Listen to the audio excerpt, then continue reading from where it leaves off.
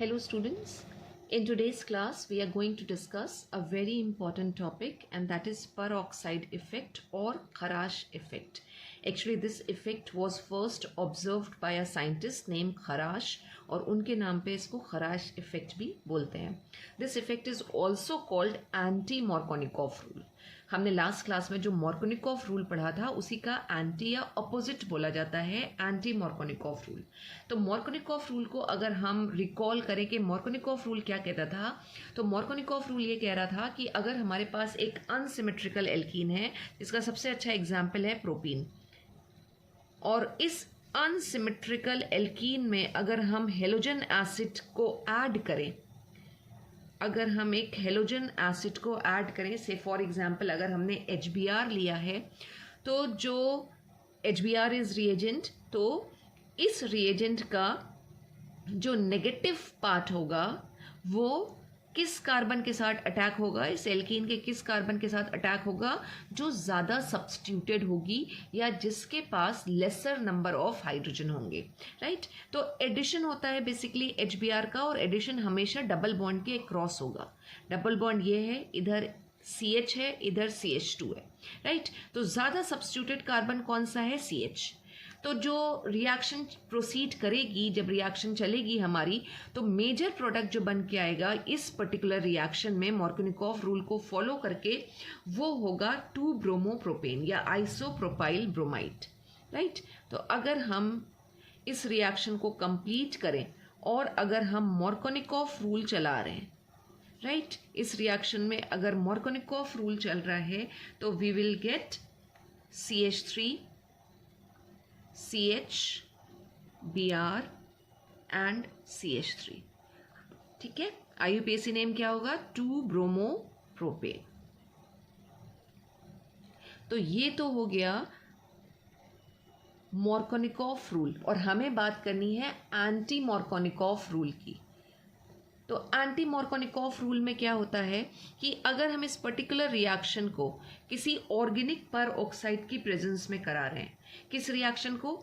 Addition of HBr to propene, यानी कि addition of halogen acid to unsymmetrical alkene, अगर हम ऑर्गेनिक पर ऑक्साइड की प्रेजेंस में करा रहे हैं, और ऑर्गेनिक पर ऑक्साइड का अगर हम एग्जाम्पल लें तो बेंजोइल पर oxide.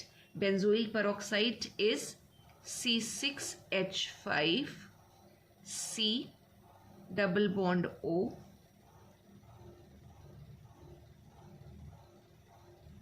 This is the structure of benzoyl peroxide, जिसको हम और किस तरह से लिख सकते हैं? C6H5 COO and twice. Right. और स्ट्रक्चर वाइज जाएंगे तो कुछ ये स्ट्रक्चर आ रहा है. This is benzoyl peroxide. Benzoyl peroxide. तो एंटी मॉर्कोनिकॉफ रूल या पेरोक्साइड इफेक्ट ये कह रहा है कि अगर हम एक हेलोजन एसिड का एडिशन अनसिमेट्रिकल एल्कीन में करा रहे हैं in presence of organic peroxide, for example benzoyl peroxide, तो जो रिएक्शन है वो बिल्कुल अपोजिट रूट या अपोजिट कोर्स फॉलो करेगी जो मॉर्कोनिकॉफ ने सजेस्ट किया था. यानी अगर हमने रिएक्शन को ऑर्गेनिक पेरोक्साइड की प्रेजेंस में कराया है, तो इंस्टेड ऑफ 2-ब्रोमोप्रोपेन वी विल गेट 1-ब्रोमोप्रोपेन. राइट. ये CH2 हो जाएगा, CH2 और Br. यानी जो माइनर प्रोडक्ट हमें मिल रहा था मॉर्कोनिकॉफ रूल के हिसाब से, वो अब हमें मिलेगा मेजर प्रोडक्ट के फॉर्म में, अगर हमने पर्टिकुलर रिएक्शन को ऑर्गेनिक पेरोक्साइड की प्रेजेंस में कराया है. मॉर्कोनिकॉफ रूल में क्या होगा? No peroxide. यहाँ पे कोई भी पेरोक्साइड प्रेजेंट नहीं है. राइट. तो दिस इज पेरोक्साइड इफेक्ट और एंटी मॉर्कोनिकॉफ रूल. तो कहीं पे अगर आपको कुछ इस तरह से हो कि आपको एल्कीन को 1-ब्रोमोप्रोपेन में कन्वर्ट करना है, तो आप एल्कीन में HBr ऐड करिए और साथ में आपको शो करना है कि आप रिएक्शन ऑर्गेनिक पेरोक्साइड की प्रेजेंस में करा रहे हैं, तो मेजर प्रोडक्ट हमें 1-ब्रोमोप्रोपेन मिल जाएगा. अब इसमें कुछ इंपॉर्टेंट चीज़ें हैं, जैसे नंबर 1 अगर हम बात करें तो जो पेरोक्साइड इफेक्ट है ये सिर्फ इफेक्टिव होता है in the case of HBr. Right. हमारे पास जब हम हेलोजन एसिड की बात करते हैं तो हमने कहा हमारे पास HCl है, HBr है और HI है. ये 3 हेलोजन एसिड हैं। तो जब हम पर ऑक्साइड इफेक्ट की बात कर रहे हैं तो पर oxide effect is effective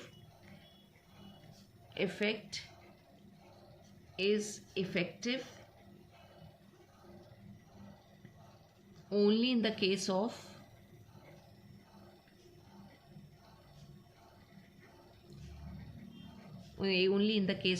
HBr। अब इसका रीज़न क्या है? अब ये इफेक्ट सिर्फ HBr के लिए इफेक्टिव क्यों है? तो इसके लिए हमें बॉन्ड डिसोसिएशन एनर्जी देखनी पड़ेगी। जब हम HCl की बात करते हैं तो HCl की बॉन्ड डिसोसिएशन एनर्जी जो है वो HBr से ज़्यादा होती है, यानी HCl जो है वो एक स्ट्रॉन्गर बॉन्ड है इन कंपैरिजन टू HBr। अगर हम वैल्यू भी लिखें तो HCl की जो बॉन्ड डिसोसिएशन एनर्जी है वो है 103 किलो कैल पर मोल, और HBr की बात करें तो इसकी आती है 87 किलो कैल पर मोल। ये पर्टिकुलर रिएक्शन जो है वो चलती है free radical electrophilic addition reaction से, राइट। तो फ्री रेडिकल जो है वो केपेबल नहीं होता है कि वो क्या कर पाए, HCl के बीच की बॉन्ड को तोड़ पाए, राइट। तो जो HCl बॉन्ड है it is not decompose by the peroxide free radical. तो अगेन जब HCl HBr को हमने कंपेयर किया तो HCl की बॉन्ड स्ट्रेंथ ज़्यादा है, स्ट्रॉन्गर बॉन्ड है, इसलिए बॉन्ड ही नहीं टूटेगी। अगर बॉन्ड नहीं टूटेगी तो HCl का एडिशन नहीं हो पाएगा। HI में हम जाएं तो HI एक वीकर बॉन्ड है। HI की भी बॉन्ड डिसोसिएशन एनर्जी अगर हम लिख लें, HI की बॉन्ड डिसोसिएशन एनर्जी है 71 किलो कैल पर मोल, राइट। तो अगर हमने बॉन्ड डिसोसिएशन एनर्जी के हिसाब से बात करी तो HCl, ठीक है, समझ में आ गया कि फ्री रेडिकल के पास इतनी एनर्जी नहीं है कि वो H और Cl के बीच की बॉन्ड को ब्रेक कर पाए, इसलिए HCl नहीं ऐड हो पा रहा है। तो फिर तो HI की बॉन्ड डिसोसिएशन एनर्जी सबसे कम है, राइट। तो HI का एडिशन होना चाहिए। फिर सिर्फ HBr का क्यों हो रहा है? अब उसका रीज़न क्या है कि जब H और I के बीच की बॉन्ड टूटेगी तो जो फ्री रेडिकल्स बनेंगे वो हाइड्रोजन फ्री रेडिकल और I यानी आयोडीन फ्री रेडिकल बनेंगे। आयोडीन फ्री रेडिकल आपस में आसानी के साथ कंबाइन कर जाते हैं और वापस वो क्या बना लेंगे, आयोडीन मॉलिक्यूल बना देंगे rather than attacking the double bond. तो इस वजह से HI की बॉन्ड डिसोसिएशन एनर्जी कम होने के बाद भी HI का एडिशन पॉसिबल नहीं हो पाता है। तो ये पॉइंट हमने यहाँ पे लिखा है कि HCl bond is stronger than HBr, bond dissociation energy wise हम जा रहे हैं। और जो ऊपर रिएक्शन है above reaction that follows free radical addition reaction चलता है, यानी एडिशन ऑफ HBr तो होगा लेकिन फ्री रेडिकल मैकेनिज्म फॉलो होगी। अब फ्री रेडिकल मैकेनिज्म फॉलो होगी तो फ्री रेडिकल का फॉर्मेशन होगा और परऑक्साइड फ्री रेडिकल बनता है रिएक्शन में, और परऑक्साइड फ्री रेडिकल जो है वो H और Cl के बीच के बॉन्ड को डिकम्पोज नहीं कर पाएगा। तो अगेन जब बॉन्ड डिसोसिएट नहीं होगी तो हमारी रिएक्शन आगे प्रोसीड ही नहीं करेगी। तो HCl तो आउट हो गया। अब HI की बात करें कि इन केस ऑफ HI क्या हो रहा है, HI बॉन्ड वीकर है, ये टूटेगी, राइट। और जब ये बॉन्ड टूटेगी तो अगेन होमोलिटिक फिशन होगा, H प्लस प्लस इस तरह से फ्री रेडिकल्स बन के हमारे पास आ जाएंगे। अब ये जो आयोडीन फ्री रेडिकल बना है इस बॉन्ड के टूटने से, राइट, ये क्या करेगा, आयोडीन फ्री रेडिकल आपस में ही कंबाइन कर जाएंगे और क्या बना लेंगे, I2 मॉलिक्यूल का फॉर्मेशन कर लेंगे।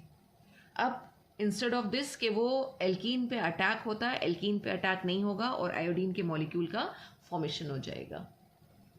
Just because of these reasons हम जब एडिशन की बात करते हैं एज पर खराश इफेक्ट या एंटी मार्कोनिकॉफ रूल तो हम सिर्फ HBr का ही कंसिडरेशन करते हैं, HCl और HI का एडिशन पॉसिबल नहीं हो पाता है। तो कंक्लूजन क्या निकला कि peroxide effect is effective only in the case of HBr। Thank you so much, students.